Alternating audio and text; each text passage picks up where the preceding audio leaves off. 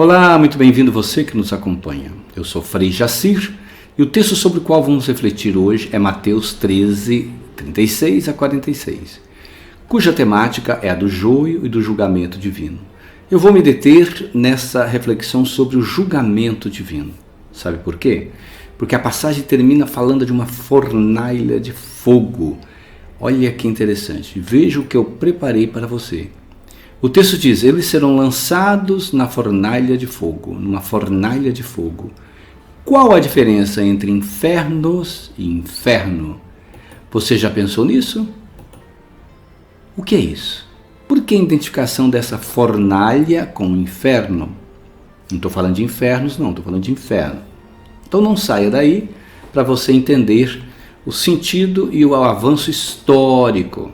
E eu diria de primeira mão, você sabe que existe diferença entre infernos, no plural, e inferno, no singular? Então, permita-me refletir com você sobre a evolução desses três termos aqui interessantes.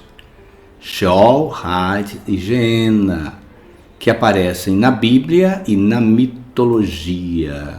Ficou curioso? Então não saia daí e vamos à nossa reflexão. Comecemos por Sheol. Sheol é um termo hebraico com um sentido incerto. Esse termo pode derivar do termo hebraico Sha'al, que significa pedir, ou do acádico Shilan, região onde o sol desaparece, e consequentemente a entrada dos infernos. Também no acádico Sha'aru, cidade da Babilônia, onde se venera o deus Tamuz, cidade que levou o nome de infernos. Na Bíblia, Sheol aparece nada mais nada menos que 65 vezes e é traduzido por infernos, plural.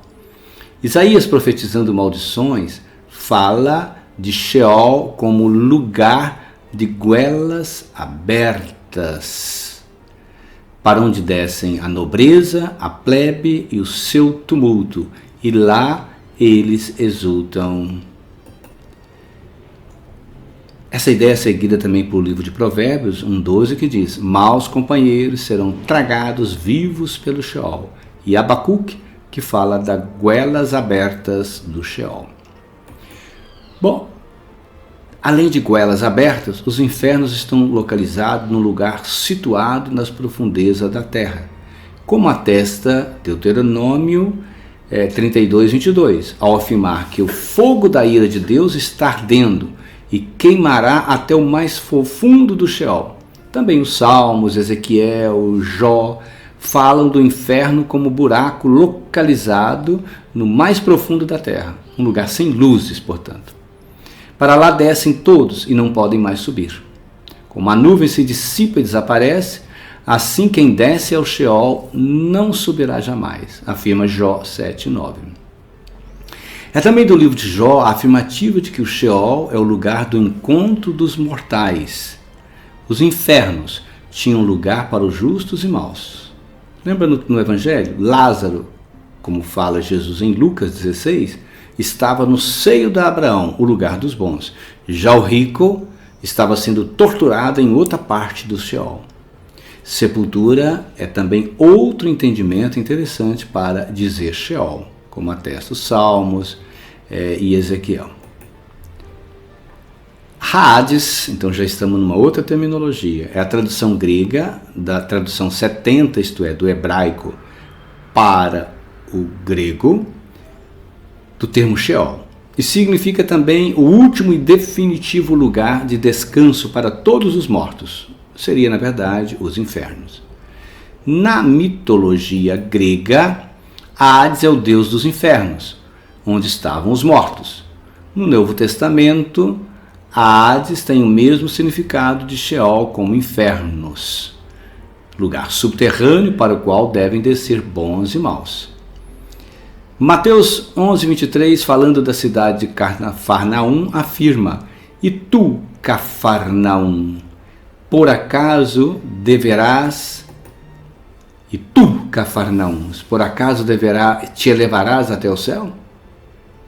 Antes, até o inferno descerás. Mateus 11:23. No Hades estão os bons e os maus, conforme atesta Atos, Romanos, 1 Coríntios, Apocalipse, Lucas. Ao falar do julgamento das nações, Apocalipse 23 diz que o Hades e a morte entregaram os mortos que nele estavam, e cada um foi julgado conforme a sua conduta. Geena, agora é outro termo, é a forma grega para o nome aramaico do vale do Rinon, o vale do filho de Enon, Ben-Enon, que você pode ver na imagem. E aparece em vários textos do Antigo Testamento e do Novo Testamento. A 70 traduziu o termo para Geena. Esse substantivo passou por várias evoluções semânticas, isto é, de sentidos. Jeremias, antes do exílio da Babilônia, 537, 87 a 536, defendendo a punição de Deus para Jerusalém, menciona o vale de Ben-Enon como lugar da ira e punição de Deus, isto é, um lugar da matança. Jeremias 7,30.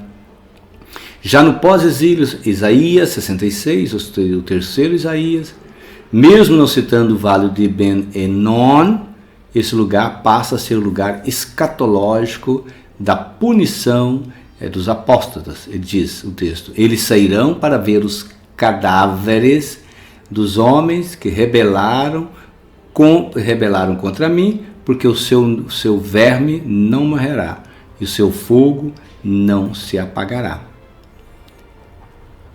Essa visão de Geena como lugar escatológico de punição, com o tempo deixou de ser um lugar geográfico perto de Jerusalém e passou a ser um lugar de suplício para os condenados.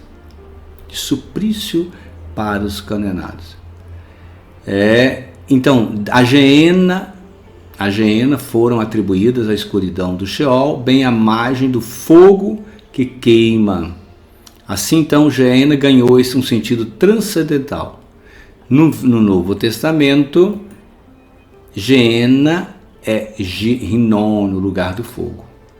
Lugar do fogo, é interessante. Seria um lixão, digamos assim. Melhor entrar com um olho só na vida do que 2 olhos e serem atirados na Geena de fogo, atesta Mateus 18, 19. É também em Mateus a visão da Geena como lugar do julgamento. Mateus fala da Geena como fogo inextinguível, bem como onde um verme não morre. Outros termos sinônimos de Geena são utilizados também no Novo Testamento, como fornalha, que é o texto que nós tomamos como base para a nossa reflexão. Então ele fala de lago de fogo onde arde enxofre. Apocalipse 19 também fala isso.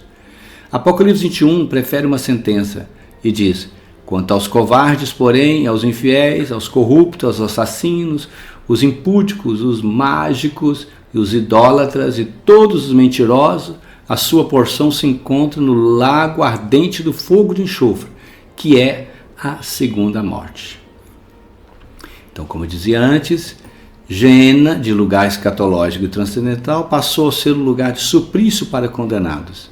Dessa ideia surgiu a visão do inferno da Idade Média, que chegou até nós. Entendeu, então? Da Geena, que infernos, lugar de descanso dos mortos, passou a ser inferno, e esse lugar terrível que ninguém tira mais da cabeça.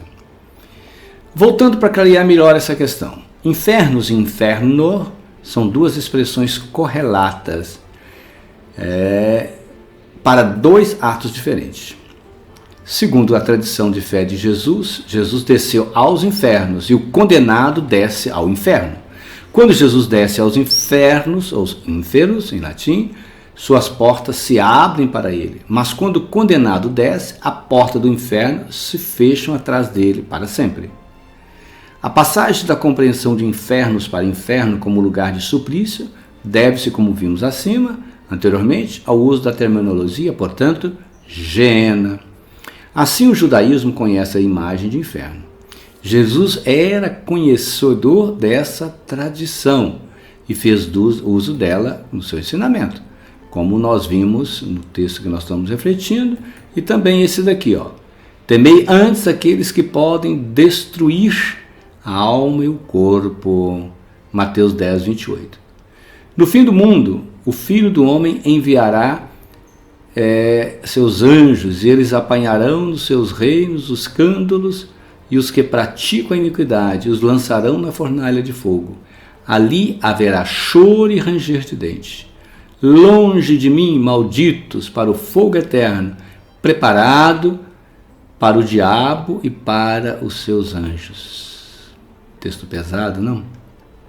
Poderíamos tomar outros exemplos do textos bíblicos que mostram esse modo de conceber o inferno.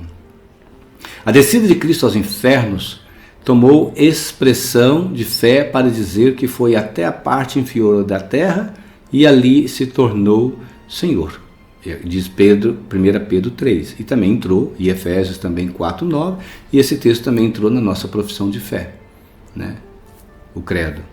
Jesus venceu a morte, isto é, os infernos, plural, Sheol e Hades, e eles deixam de existir.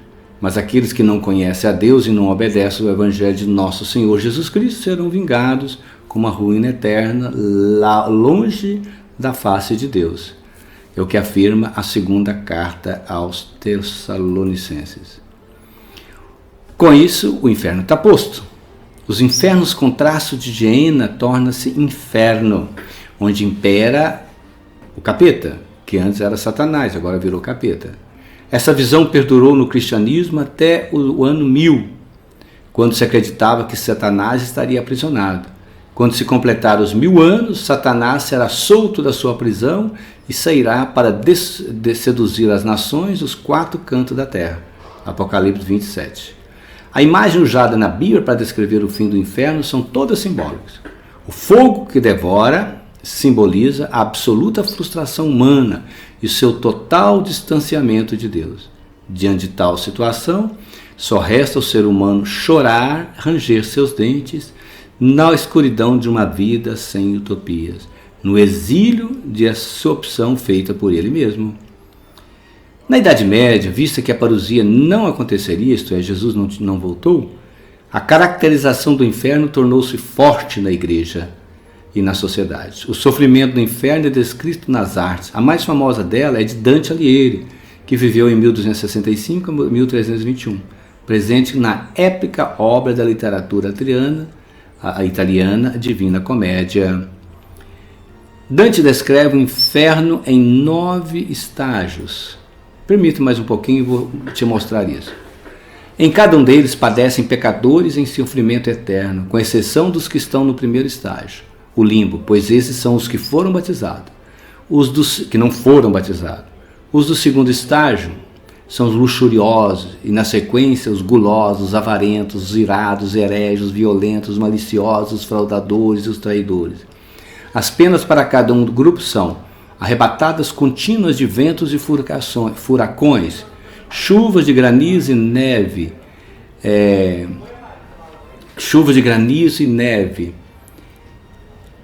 Eles vão estar mergulhados em águas barrentas, cães que devoram suas carnes, ter que empurrar continuamente pedras pesadas e grandes, estar mergulhados e se autoflagelando nas águas sanguinárias do rio Estinge, estar sepultado em túmulos que estão constantemente pegando fogo, estar mergulhado nas águas ferventes do rio Fregetonte, ser transformado em árvores, perseguido por cães, coberto de areia, escaldante, e o fogo caindo do céu como se fosse chuva, castigados por açoites, estar atolados em buraco com os pés para fora, sendo queimados, ter os rostos virados para trás, ser castigado por demônio que espetam e mergulham em um poço de piche fervente, ser castigado com pesadas capas de chumbo dourado, estar em um eterno ciclo onde são picados por cobras, morrem e nascem para ser picados novamente, por serem perseguidos por demônios armados de espadas,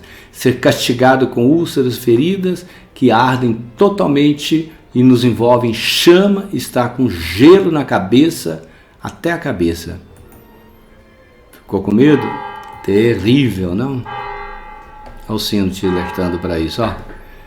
Finalizando, na Idade Média, o contato com a morte nas grandes epidemias, reações com os mortos no cemitério, nas igrejas, pareciam suficientes para uma relação tranquila da morte com os viventes. No entanto, quando a igreja, no fim da Baixa Idade Média, muda o foco Nessa tradição, isto é, ela acredita, acentua o inferno como lugar de castigo, de danação eterna. A morte passa a ser um pretexto para falar de inferno.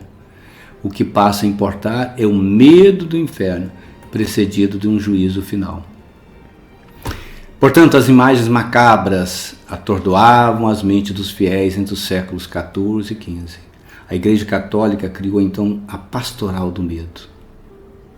Leonardo Boff, procurando distinguir os infernos dos infernos, ou ínferos, os lugares baixos, acrescenta que inferno é a radical ausência de Deus, a situação dos que a si mesmo voluntariamente se isolam de Deus e de Cristo.